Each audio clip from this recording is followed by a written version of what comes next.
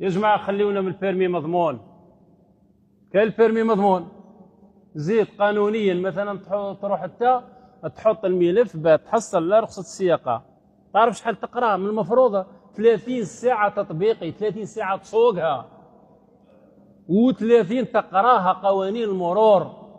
احنا يعلمك كيف مارشا ري ستاسيوني، هاك البيرمي يروح للطريق، الطريق تقتل ما ترحمش. انا ماذا بيا الاولياء غدوه شوفوا مدرسه السياقه، قال انا ولدي نحوسك تكونوا، حتى انتم الشباب علاه راك تجري تحوس على البيرمي في اقرب وقت ممكن؟ علاه راك تتسارع مع الموتى؟ تعلم يا اخي.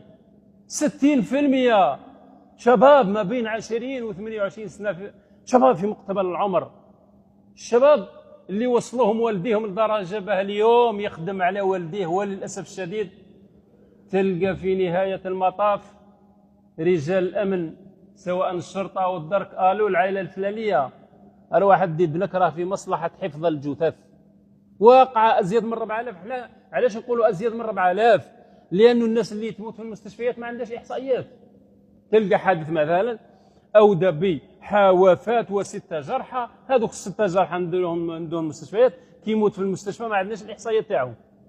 ازيد من 4000 ومخوفيه اعظم من الاحصائيات. يا جماعه يا شباب، خاصه الشباب، يا شباب الله يجازيكم، خمم في الاسره تاعك، خمم في الاسره الصغيره، خمم في الاسره الكبيره.